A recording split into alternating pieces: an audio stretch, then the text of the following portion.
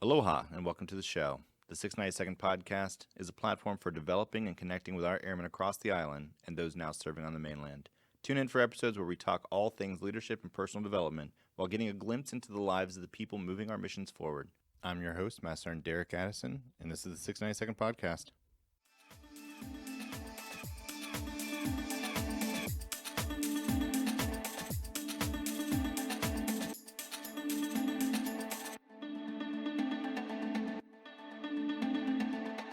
Welcome, Knights, Tigers, Hawks, Warriors, and Krakens to this interview with Brenden Kumarasamy.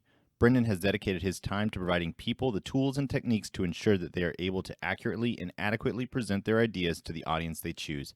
The key phrase that you should hear and internalize from this interview is, fear should lose to the message.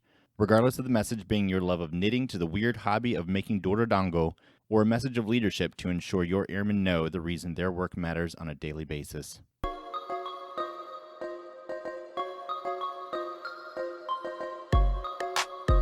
Hi, welcome to the show. This is Master Sergeant Derek Addison. I'm here with Brenden Kumarasamy. He is the founder and host of the MasterTalk YouTube channel, and I have my own little kind of 15-second spiel of what I think maybe kind of your vision is, Brenden.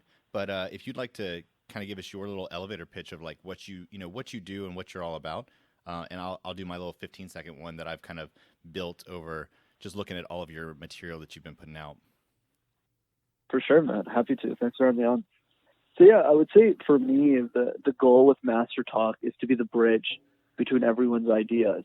And for me, that means everyone has an idea. That could be a recipe that you have that's been passed down generation to generation. That could be a knitting business you want to start. It doesn't really matter what the idea is, just your willingness and the courage that you have to share it. So MasterTalk is my attempt of creating communication tools through YouTube to help the world master the art of communication. Awesome. Yeah. I think you've got probably well over 40 videos on MasterTalk. I believe that this would be my speech for you. I believe that everyone can master their voice and deliver an impactful dialogue, whether it's a group for 2 or 2,000. Just the 15 seconds of what I've kind of like put together based on, all the discussions that you've had and all the content that you create, which is really good. And like I said, before the call, I've been going through a lot of your videos, and just it really speaks to me. And I think that communication is one of the essential elements of kind of our society, but also us as a military unit. Communication is key. So I'd like to get into a few questions so we can kind of dive into that. You honed your speaking habits and techniques through years of dedicated practice, and you talk about this on your show. Can you talk about a little bit of the competitions that you did that allowed you these opportunities to develop the skills? Yeah, of course, I'm happy to, Derek. So the idea of what I did is very niche. They were called case competitions. So think of it like this. A business gives you a problem.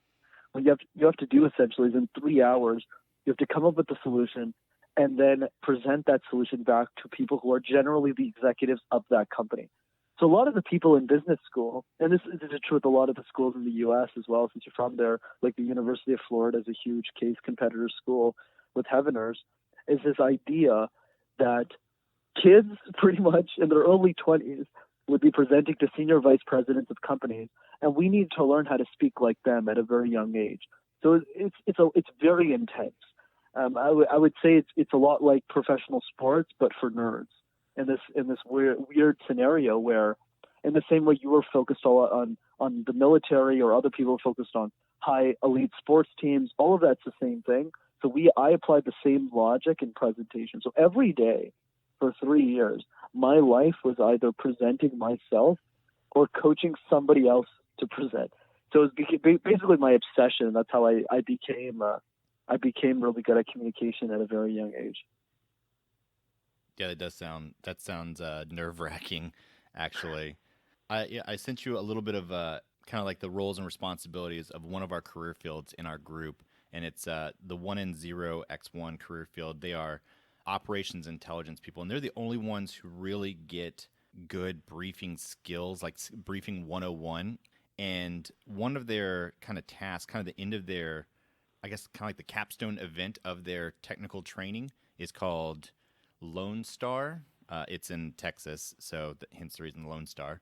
But they have, essentially they come up with, courses of action. We call them, COAs, courses of action to problem sets, mission sets, things like that. And they also have to brief, higher ranking individuals. There's always, an instructor who's playing the role of a general or something like that. So that's really the only comparison that I can think of that we have, in the military to those case competitions, which I think as a 20-year-old trying to, portray ideas at that level to, senior vice presidents or, senior, just the executive councils of businesses would be, I don't even know if I wouldn't want to do that. So I'd rather just literally go out into battle.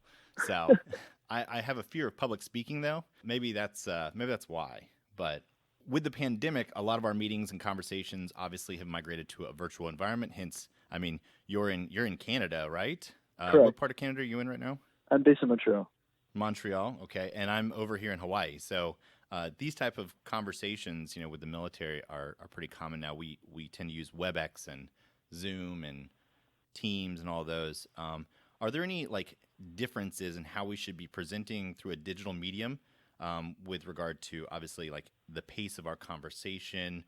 If we can change our environment, obviously right now I'm in an empty room, which is the language lab, to do this because it's nice and quiet. But vocabulary, posture, all of those things that make up a good presentation. Do you have any tips for that? Absolutely.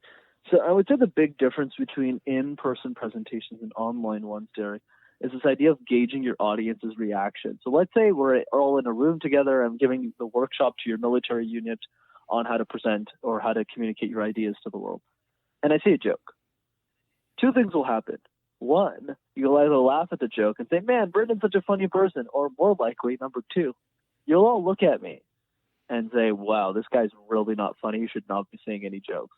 But regardless, I know exactly how the audience is reacting to me in real time, so I can adapt very quickly.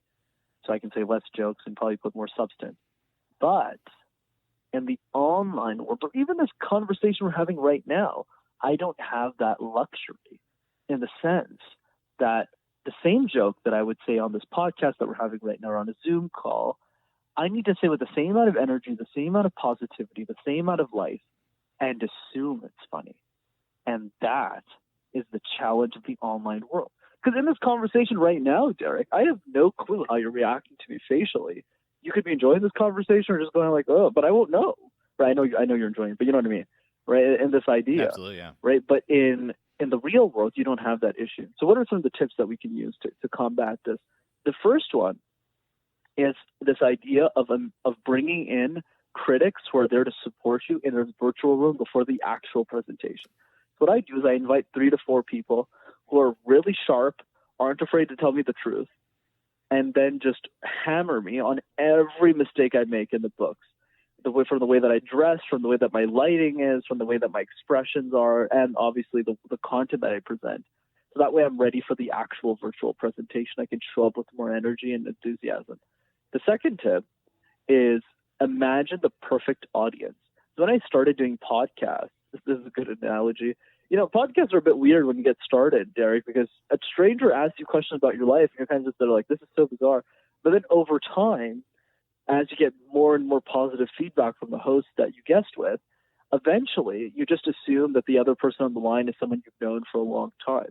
So, for example, in this conversation that we're having, the mindset of who you are shifts from who's this Derek guy to, wow, Derek's, serves his country. He is very hardworking. He puts a lot of work to this podcast. He's clearly done a lot of research on this topic.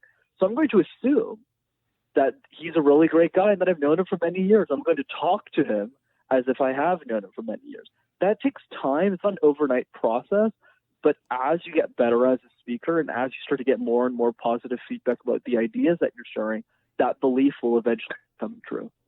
Yeah, absolutely. Just based on some of the videos that you've put out there, you tend to get a lot of your content and just information from podcasts and things like that, and maybe less books, because obviously for everyone, I believe it takes a lot more effort and time and dedication to actually go through a 150-page book versus a 2-hour podcast or audio book or something like that you can speed up and things like that so that you can actually listen to it faster than what maybe you could read. I believe, I don't know Which podcast I was listening, because I also listen to a range of them. A lot of people think that podcasts are a lot more personal because as you listen to someone, the voice is very telling, right? And from going from a physical medium such as like a book to someone's actual voice as they're talking and things like that, the inflections, the nuances of the language, you kind of feel more attached to them physically, maybe, or it just I guess they're more personally relatable. And I do feel that as well. There are sometimes listening to a podcast that I've listened to for a long time, I feel like I almost know these individuals that I'm listening to, so I can totally understand that. I do like the critics in the practice. I believe there's a lot of situations where in briefings, like whenever we're practicing in our group or in our wing, we did a kind of like it's called Icon Talks, kind of like TED Talks, all 18 minutes or less. I think we had like 15 minutes to brief, and then you had 15 minutes of just question and answers afterwards for those Icon Talks that were, broadcast across the intelligence community, which is a very big community of hundreds of thousands. A lot of the times in the briefings, they're like, hey, you need to fix your face. It's, obviously it's rude, I guess, if you're not in the military, but whenever you're briefing and you're talking about things, your face, your body language, says a lot. So I completely understand having those critics in practice. That's great. One of your videos is like the three how to overcome stage fright, and you have three really key topics in there. I think you broke them out in the show notes of the podcast, which I definitely love because I can read fast as well, and I listen because your notes they're not a script. I really like that. A lot of people just put like the script of their podcast or their YouTube video down in the show notes. If I wanted to listen to it, I want to listen to it. If I want to read it, I'll read it. But you definitely hit on two different kind of sides of it whenever you do the notes versus your videos. So I really appreciate that. And in the notes, you have the three like kind of key ideas that you presented: care enough to crush your fear, embrace your audience, and be relentlessly you. Those really resonate with me. Are there any other pointers that you can provide to kind of overcome that fear, kind of that you developed from those case competitions? Yeah, absolutely. And that's a really great summary of the question. I think the way that I think about this, Derek, is the fear should always lose to the message. So let's say fear and the message that you have to share with the world, we're in a boxing match. Yeah, sure, it's going to be tough, right? It's not going to be an easy game to play. You're going to go to round 1, round 2, round 3. But you need to make sure that the fear loses and you win the match, right? That's the key. At the end of the day, even for someone like me, Derek, the fear of public speaking will always remain. Just to give the audience an idea here, I started MasterTalk when I was 22 years old, and I started coaching CEOs of companies when I was 23. Who the hell am I to share communication tips with the world? Right? I think that's so. Because of that, I had a lot of insecurity myself. But I think what made the difference is by saying, okay, yeah, I'm scared of this, but I know I can deliver the result, and also I have a unique belief system on how the world should be. If I didn't make these videos, people like yourself wouldn't have access to these free tools. So what's more important, my insecurity and my fear, or sharing something that matters to people who are doing something important with their lives, whether it's serving their country, whether it's starting a podcast, whether it's baking cupcakes for the people in their community and selling those cupcakes to donate or raise a bit of money for charity. Those are the people I'm making the videos for. So yeah, sure, I was scared when I started the YouTube channel. Sure, I was scared when I first competed. But the message that I had to share was more important, so the fear always loses. That's great. I think that's going to be the topic sentence of this podcast. I'm just letting you know right now. Fear should lose to the message. Absolutely, man. Yeah. I'm a big believer in ask better questions to get better answers. There's a couple of books that I've read, the QBQ, which is question behind the question. It talks a lot about personal accountability and what type of questions you should ask yourself to get to a better kind of solution, in the event of issues, problems, things like that. And there's also another book called A More Beautiful Question. We, as communicators or people who need to communicate to large audiences or even small audiences, I think that we need to ask better questions of our audience so that they can kind of internalize the message a little bit better, that they can think more deeply on a topic. Otherwise, you're just giving them information that they may or may not use for for the rest of the day or for the rest of their life. If they don't really internalize it, they're not going to carry it with them. They're not going to remember it. A lot of people don't remember the messages that you portray. They only remember how they felt about that message. I want to ask, how has asking like better questions or just good questions improved your life, both professionally and personally? Yeah, absolutely. And to build on what you said very beautifully and very well said, is this idea that the quality of our life is solely determined by the quality of the questions we're willing and able to answer about ourselves. I think the secret to my success has very little to do with how unique or special or important I am, but rather this idea of I was willing to ask the hard stuff early. So questions like, what are you pretending not to know? If you had all the money in the world, how would you spend your time? And if you died tomorrow, what would you want your funeral speech to say about you? These are the questions that I did ask myself at that young age. So I was able to figure out and question everything about society and find my own answers. Right, here's one that stands out to me, is this concept of the American dream. Why is it that we're all saving up for retirement if Steve Jobs died at 56? We're all trying to buy this big house that we probably can't afford, get 2.5 kids, not 2, but 2.5, have 2 cars in our parking lot, not 1, and have a white picket fence because we're not allowed to pick the color of that fence for some weird reason. Who made up these rules? And as we dig deeper and deeper into everything in our society, we realize that every single rule is made up. So the only thing that matters after that is to create our own rules. So that's basically the summary. So the idea and the habit I recommend people do, besides the usual yoga, exercising, and eating the right thing, is this idea of asking yourself a hard question about life every day. If you do that every single day, I can guarantee you in 30 days, you'll be a whole different person. And I agree. Yes, yoga is important too.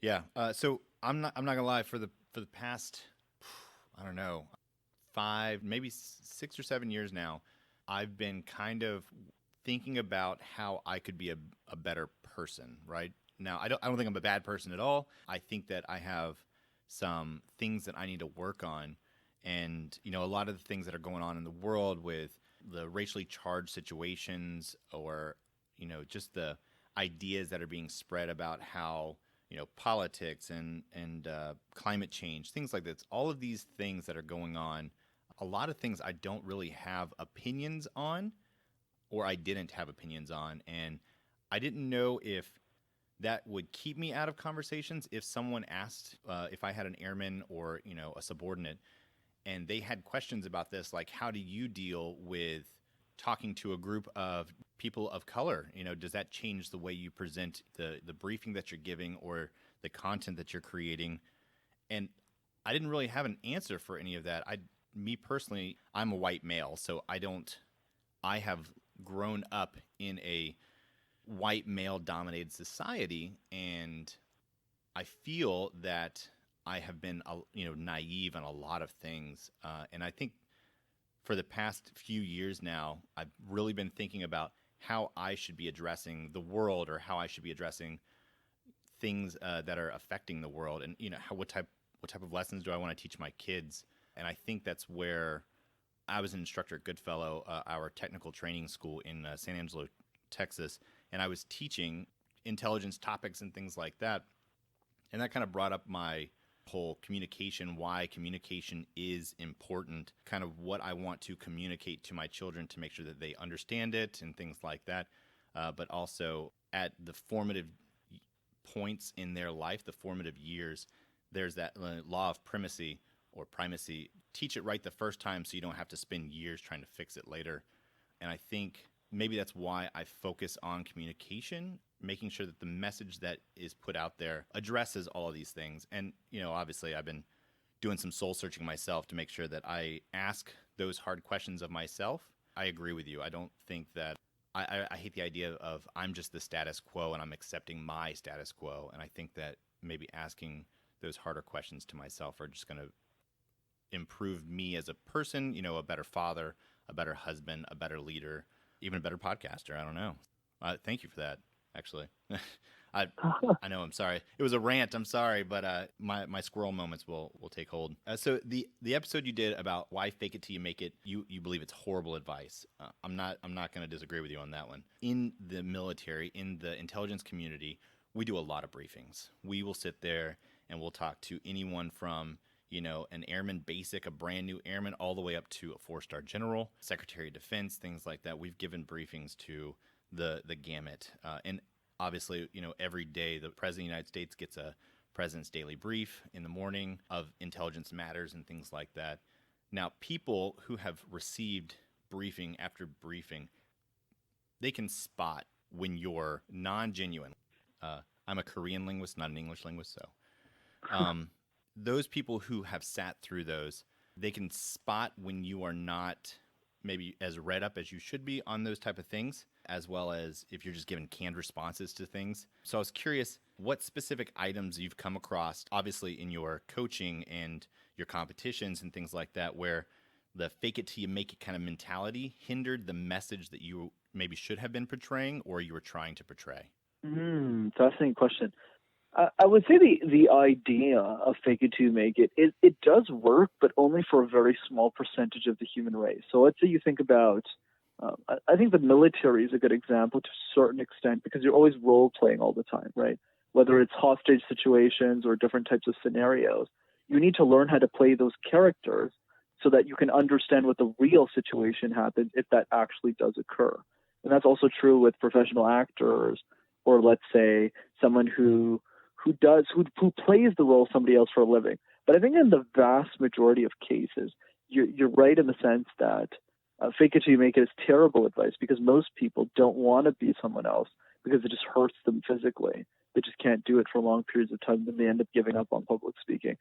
So there's definitely some parts of fake it till you make it when I started speaking that, I was just trying to figure it out and didn't feel super authentic, even if I was being authentic. And I wasn't very comfortable in my skin. But I think the way that I see it is this idea of celebrating the small wins, especially if you're in chapter 1 right now of your public speaking journey. It's more about saying, is there one topic that I want to share more than anything with the world? So in your case, Derek, that would either be the podcast or the people that work with you in the military unit that you're a part of. Those are the people you're trying to inspire and share your ideas to them, whether it doesn't end, regardless of what those ideas are. And then from that, we can ask ourselves, what is the quick win that we can get tomorrow? And how can we celebrate that as quickly as possible so that we can quickly build up the momentum of how we get better as speakers? So at the beginning, it's going to be, okay, I have trouble saying filler words and I always go, oh, all the time. And then after 10 presentations of practice, you realize, oh, I'm saying a much less filler word. This is going to give me a confidence boost. And then communication works a lot like a multiplier effect. So at some point, you'll find yourself practicing. You won't feel fake anymore. You'll just be like, well, I'm pretty good at this public speaking thing. Let me just keep pushing forward. And then you break through that barrier. Yeah. Whenever I was, when I first started being an instructor at Goodfellow and the classes that I taught, I knew the material, obviously, because it was the first class you teach is called AQR. It's Intelligence 101. It talks about, the differences between geospatial intelligence and signals intelligence and things like that. All things that as a seasoned airman in the intelligence career field, I know. And it's something that if a question came up, how do we get geospatial intelligence? Things like that. Basic questions I had. But being in front of people, that nervousness, I've come to realize that nervousness that I had wasn't necessarily a bad thing. A lot of it is kind of excitement because I'm going to be in front of people. I'm going to be molding young minds, new to the intelligence career field if they cross-trained from another career. They came from maintenance or something to that effect or civil engineering and they became intelligence professionals. As they transitioned over, I felt kind of excited that I was going to share my experiences in the intelligence community and to these either brand new airmen, 17, 18 years old sometimes, all the way up to, people who are older than me. I think you could join at 38 now or something. It's weird. So definitely after that first or second run through, I definitely felt a lot more confident. Are there any times where you maybe gave the same exact presentation on multiple occasions? Oh, yeah, absolutely. Just to give you an idea, Derek, I've probably done the same keynote 300-400 times now. not wow. 30 times, 300. Yeah, and I think that's what most people don't get. And I think an analogy to what you were doing in the military, it's the old saying goes, right, and applies as it is true in public speaking as it is in the military. You always default to your level of training, right? Always. Right. Right. If there's a situation that happens, but you've dealt with that scenario 150 times, you know exactly how to deal with it. But if you didn't practice enough and that situation occurs and you didn't plan for it, like the helicopter crashing halfway, like you getting, you're getting shot out from the left angle or something's happening. But since you're prepared for every possible scenario, it almost always goes well, or else maximizes the odds of it being successful. Same thing with presentations.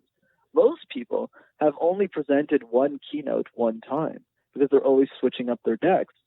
But the best speakers in the world, Gary Vaynerchuk, Tony Robbins, and I could go on and on about every one of them, all present the same thing over and over again. Tony's been giving the same seminar for 40 years now. And if we went there, let's say we go to a seminar together and he comes up to you and he goes, Derek, I've been doing this, this mindset stuff for 40 years. You want to talk about pineapples this weekend? You're going to look at it and say, no. Well, no, Tony, I paid $2,000 to be here. I want you to talk about the same thing that you talked about with everyone else. There's an expectation that we have of the best speakers in the world to keep talking about the same thing. That's why we always pay them to deliver that talk. So if you want to be a professional, if you want to be great at this, much like any other skill, like if you want to be a better cook, you got to learn the basics, you got to chop the vegetables better. Same thing if you want to be a YouTuber, you're going to have to keep producing content and videos or podcasts. Same rule applies with public speaking. Find one topic, one presentation that you're passionate about, and present it so many times until you become so good at the content that you're only focused on the delivery of that content. Excellent. I've told you, or I've said earlier, I'm an avid reader. I spend a lot of my free time absorbing content, a lot of it through podcasts, a lot of it through audiobooks. My job specifically as a linguist, in the operational realm, I normally have multiple conversations going on at one time in my ears, up to 6 different channels at the same time, which is mind-bending if you haven't practiced that, obviously. Just like you were saying, it's just a skill that I developed over years. So there are a lot of times where I will be reading one book and listening to an audiobook at the same time. Holy jeez. It's not as bad as you think. The first time you try it, you're just like, this is not working for me. But I've just read Sankey Aren's book, How to Take Smart Notes, because I'm kind of really mad at myself that I didn't know about this note-taking, these skills before reading. I've probably read about 3,000 books in the past. What? I go through really quick. That's but, crazy. As well as audiobooks as well. So I've pretty much exhausted the base library here and in Texas at Goodfellow. Whenever it comes, You know what I don't understand about you, Derek? How are you, of all people, scared of public speaking? This makes zero sense to me. Like, you read all these books, you go into battle, but you're scared of presentation. Yeah, I don't know. It's crazy.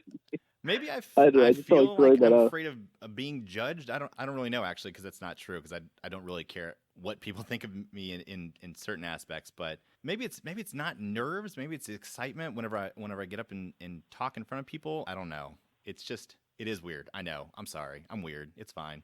No, you don't have to apologize. I think the reason why I'm saying this is I think it would be huge value to you to kind of explain why the fear of public speaking exists. If that's something you want me to cover, I think that would be super fascinating to you. Absolutely. Yeah, for sure. So I've pondered this question a lot, and I'm always shocked when I see the rest of the industry kind of just thinking, hey, like, no one asked themselves where it comes from. And the answer is school.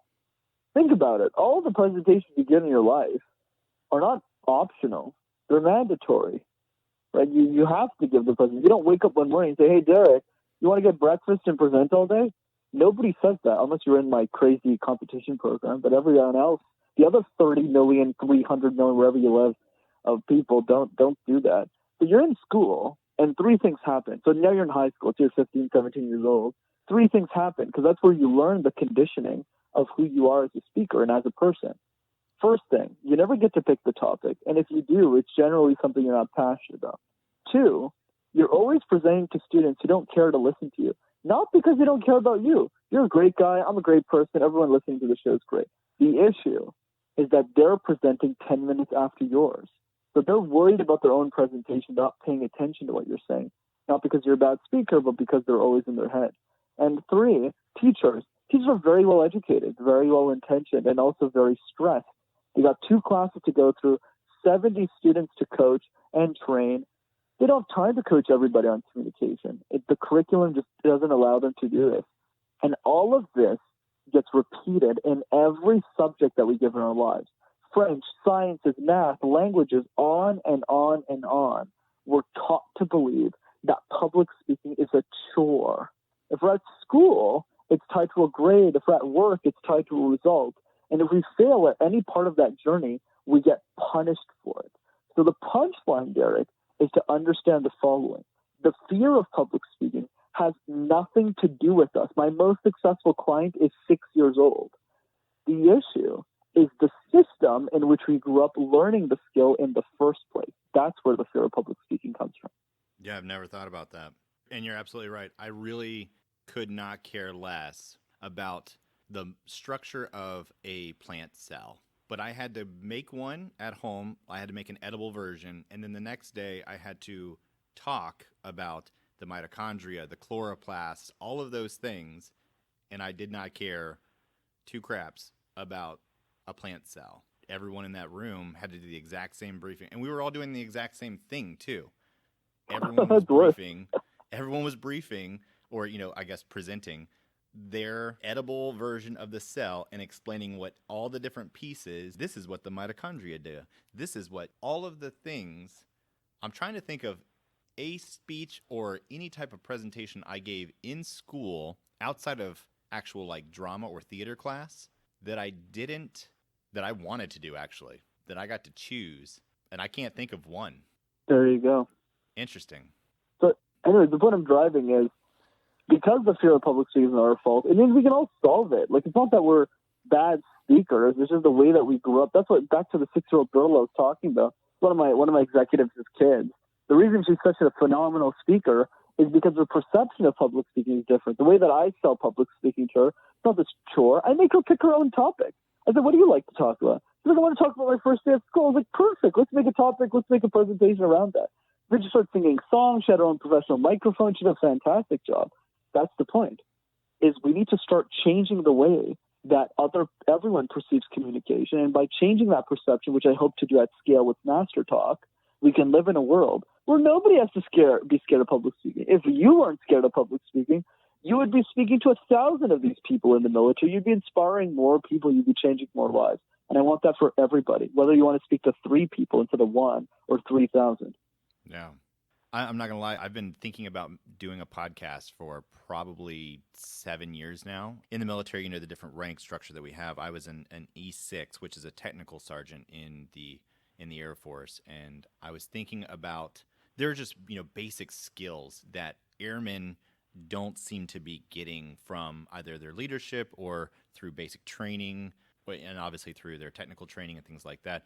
There's just basic skills that I think every airman needs to know, like how to send an email, or like how to write an email. Professional communication is a lot different than how you chat with, your buddies through Discord or whatever the kids are playing with today. So I was thinking about, I think I was going to name it something like technical jabber or technical jargon or something like that. And then whenever I became a master sergeant, which is an E7, a senior NCO, a senior non-commissioned officer, I thought about maybe a podcast called Raising the Roof, and like the artwork would be a crane lifting up the rooftop is what it's called, the top chevron of the rank, like a crane like picking up the rooftop and putting it onto the technical sergeant stripes, which make a master sergeant. I'd have to give you a visual. I've been thinking about it for a long time, and I've had plenty of content just based on the books that I've read and the conversations I've had with people, just like this, that really kind of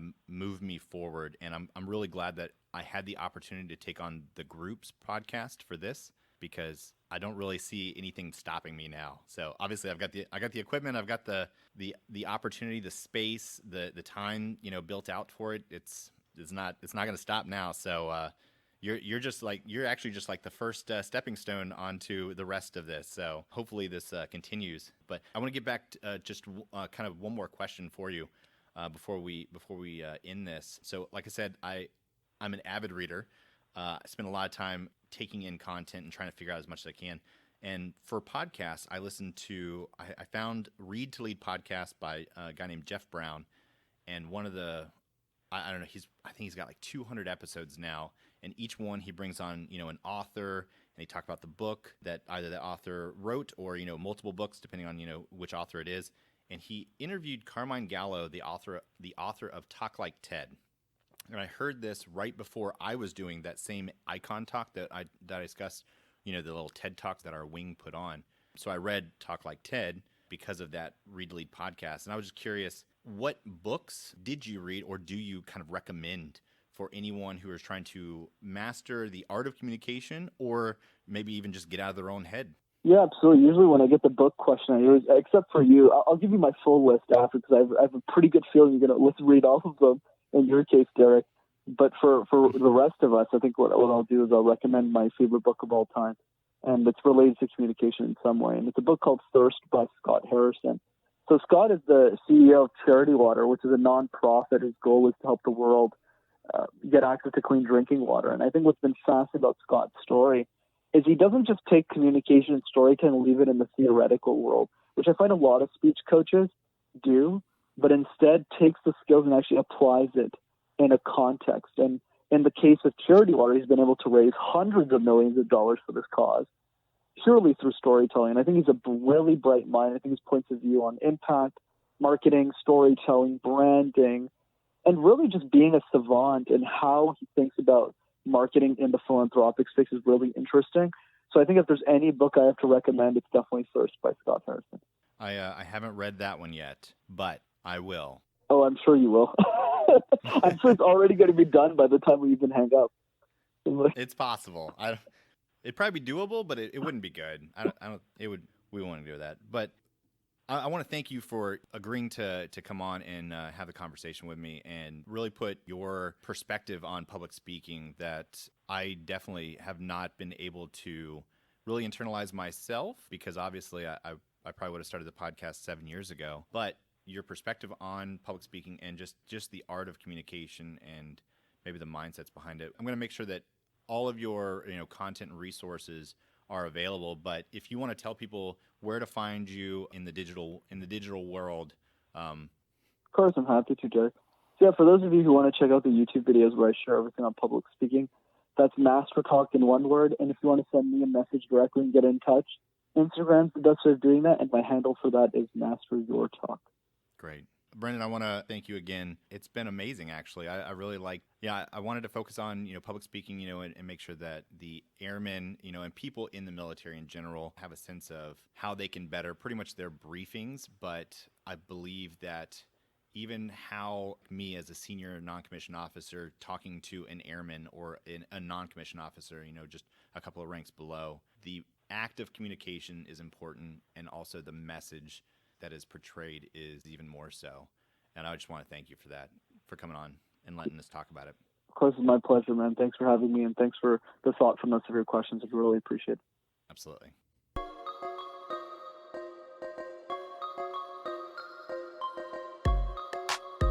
So some key takeaways from our discussion. Again, the key point, fear should lose to the message. When you're preparing for a talk or discussion, have critics in your practice sessions and ensure they are able to point out when you need to fix your face. Ask hard questions, not just to your airmen, but to yourself. Finally, know your message and deliver it over and over. The more you deliver the message, the more powerful it will be, and the easier it will be to tie in the personal stories and anecdotes that spread the meaning to a broader audience. Brenden also recommended a book for me, Thirst by Scott Harrison. I have started the book, but as a recommendation, I have wanted to take my time in truly digesting the motivations that led Scott leaving what most young men would deem the life to giving up everything to join mercy ships, a floating hospital that traveled around the world rendering aid to some of the poorest cities on the planet, and then pushing himself to build a nonprofit charity water organization that has raised over $300 million in order to provide clean water to 8.2 million people. Buy a book if you have the means, or donate if you can. 100% of the author's net proceeds go to fund charity water projects throughout the world. I can fully understand why Brenden would love this book so much. It's all about the message. Scott believes deep down that by communicating his message, he can help everyone change the world. Little things that we take for granted, such as clean running water, means the world and literally life or death for some. He is the Tony Robbins of his field, the ultimate pitch man to those who believe the same as he does, and for those that don't. A truly inspiring man from where he was to where he is going.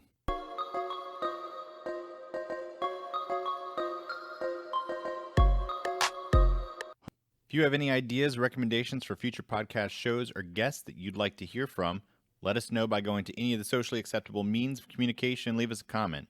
Facebook URL is facebook.com/group/692D podcast. The email is simply 692dpodcast@gmail.com. And you can always leave us a message on the Mattermost channel. If you can't get to any of those, send me an email at derek.addison@us.af.mil, and I'll respond as soon as possible.